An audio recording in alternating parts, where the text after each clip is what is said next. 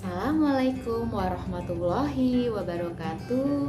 Selamat pagi dan salam sejahtera bagi kita semua ya anak-anak.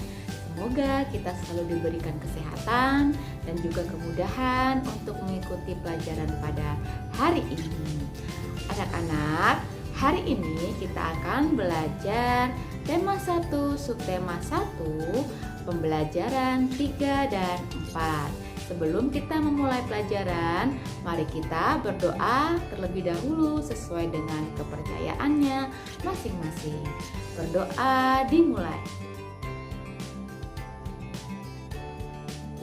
Berdoa selesai. Nah, anak-anak, untuk lebih jelasnya, mari kita simak dan kita lihat video berikut ini. Bersyukur kepada Tuhan. Di sini ada teks, mari kita baca bersama ya. Cara bersyukur kepada Tuhan diantaranya adalah, ini teksnya. Semua makhluk hidup yang ada di dunia adalah ciptaan Tuhan. Keragaman cara bergerak makhluk hidup juga karena kekuasaan Tuhan. Semua itu adalah karunia Tuhan yang harus disyukuri. Menjaga kesehatan tubuh merupakan salah satu cara bersyukur karunia Tuhan. Menghargai kemampuan teman yang lain juga merupakan bagian dari sikap syukur kepada Tuhan. Bersyukur kepada Tuhan termasuk pengamalan sila pertama Pancasila. Jadi, bersyukur kepada Tuhan adalah pengamalan dari sila pertama Pancasila ya anak-anak. Nah, cara bersyukur kepada Tuhan, yang pertama kita bisa dengan cara menjaga kesehatan tubuh ya. Kira-kira menjaga kesehatan tubuh itu dengan cara seperti apa? Agar kita bisa menjaga kesehatan tubuh kita, maka kita harus makan makanan yang sehat dan bergizi ya. Kemudian, selain makan makanan yang sehat dan bergizi, pastinya kita harus melakukan olahraga ya anak-anak ya. Jadi, bersyukur kepada Tuhan dengan cara menjaga kesehatan tubuh bisa dilakukan dengan cara makan makanan yang sehat dan bergizi, serta berolahraga. Paham ya anak-anak? Nah, kita baca lagi di sini. Bersyukur merupakan cara kita berterima kasih kepada Tuhan. Bersyukur kepada Tuhan termasuk pengamalan sila pertama Pancasila. Nah, ini dia sila pertama Pancasila. Nah, coba kalian perhatikan di sini ada gambar bintang ya anak-anak. Nah, gambar bintang atau simbol bintang ini adalah pengamalan sila Pancasila yang pertama. Bunyi silanya adalah ketuhanan yang Maha Esa. Jadi kalau misalnya ditanya apa simbol sila pertama Pancasila? Jawabannya adalah bintang. Ya, simbol itu adalah gambar. Jadi gambar sila pertama Pancasila adalah bintang. Dan bunyi silanya adalah ketuhanan yang Maha Esa. Paham ya? Nah, sila pertama berbunyi ketuhanan yang Maha Esa. Lambang sila pertama adalah bintang. Oke, kita lanjut.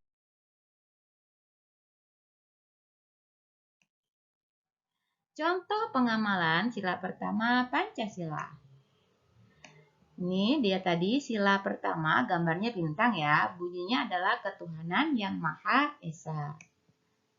Nah, contoh dari sila pertama Pancasila yaitu kalian bisa perhatikan di sini ada gambar keluarga yang lagi berdoa sebelum dan sesudah makan. Jadi, berdoa sebelum dan sesudah makan merupakan contoh dari sila pertama ya, atau sila ke-1 Pancasila yang simbolnya adalah bintang. Oke, paham ya anak-anak? Kemudian selain itu contoh dari sila pertama Pancasila yaitu berdoa sebelum dan sesudah melakukan kegiatan. Oke, paham ya? Jadi berdoa sebelum dan sesudah makan, serta berdoa sebelum dan sesudah melakukan kegiatan, contohnya berdoa sebelum belajar. Nah, itu juga merupakan contoh dari pengamalan sila pertama Pancasila.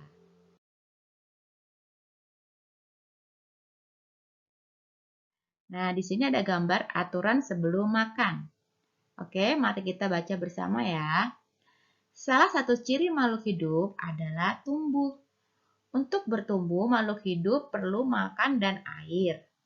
Makanan yang baik untuk pertumbuhan adalah makanan yang bersih dan sehat. Jadi, makanan yang baik itu adalah makanan yang bersih dan sehat ya anak-anak. Kebersihan makanan juga mempengaruhi pertumbuhan. Jika makanan yang kita makan tidak bersih, maka kita bisa terkena penyakit. Salah satu cara menjaga makanan agar tetap bersih adalah dengan cara menutup makanan agar tidak dihinggapi oleh lalat ya. Jadi, makanan yang bersih dan sehat, cara kita menjaganya agar tetap bersih dengan cara menutup makanannya agar tidak dihinggapi oleh lalat. Karena kalau misalnya makanan nanti dihinggapi oleh lalat, maka kita akan sakit perut ya anak-anak ya. Nah, aturan sebelum makan di sini ada 3 aturan sebelum makan ya. Yang pertama yaitu makan sesuai dengan kebutuhan. Jadi kalau misalnya kamu belum lapar ya jangan makan dulu dan ambil sesuai dengan porsimu ya, tidak boleh berlebih. Yang kedua, menjaga kebersihan makanan. Nah, ini tadi contohnya ya. Kemudian yang ketiga, aturannya adalah berdoa sebelum dan sesudah makan. Oke, paham ya? Jadi aturan sebelum makan, yang pertama yaitu makan sesuai dengan kebutuhan. Yang kedua, menjaga kebersihan makanan. Dan yang ketiga, berdoa sebelum dan sesudah makan. Oke, baik anak-anak. Untuk selanjutnya perhatikan video berikut ini ya. Kita perhatikan dari teks visual berikut ini ya, apa saja kira-kira ciri-ciri makhluk hidup yang dapat kalian temukan dari gambar berikut ini. Mari kita temukan bersama. Pertama, kalian menemukan gambar ibu sedang menyiram tanaman. Hal ini mencirikan bahwa tumbuhan memerlukan air. Ya anak-anak. Berikutnya, coba kalian lihat ada kegiatan gambar di mana Siti dan ayahnya sedang memberikan makan ayam. Nah, hal ini merupakan ciri bahwa makhluk hidup itu memerlukan apa anak-anak? Ya, memerlukan makan. Kemudian pada gambar selanjutnya ada gambar, coba diperhatikan, ya ada gambar ayam bertelur dan induk ayam beserta anaknya ya. Jadi ini merupakan ciri dari makhluk hidup yaitu apa anak-anak? Ya, berkembang biak. Ayam berkembang biak. Lalu selanjutnya ada gambar Siti, ayah, dan ibu. Hal ini menunjukkan bahwa manusia juga berkembang biak. Sama halnya dengan ayam tadi ya. Kemudian selanjutnya ada gambar ayam yang menuju tempat makanan ya kegiatannya. Nah, ini merupakan ciri makhluk hidup bahwa hewan itu dapat bergerak menuju ke tempat makanannya. Kemudian ada juga ayam yang sedang minum ya. Nah, berarti ciri makhluk hidup yang selanjutnya adalah ayam membutuhkan minum. Nah, itu tadi contoh kegiatan dari gambar tersebut ya. Di antara ciri makhluk hidup selanjutnya yaitu adalah berkembang biak dan tumbuh. Ayam sangat bermanfaat bagi manusia ya anak-anak.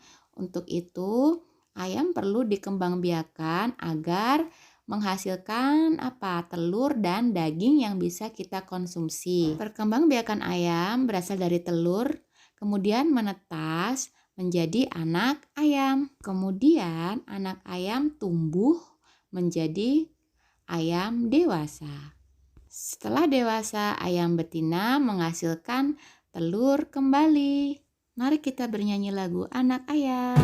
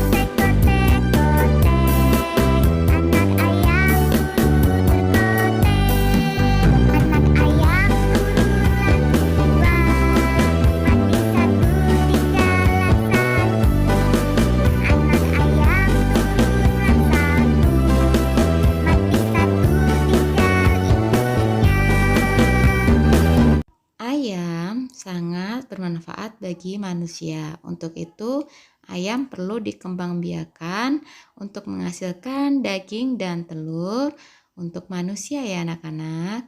Nah, kali ini ada tabel tentang hasil peternakan yang menghasilkan ayam dan telur dalam jumlah banyak. Coba kalian perhatikan tabel berikut ini.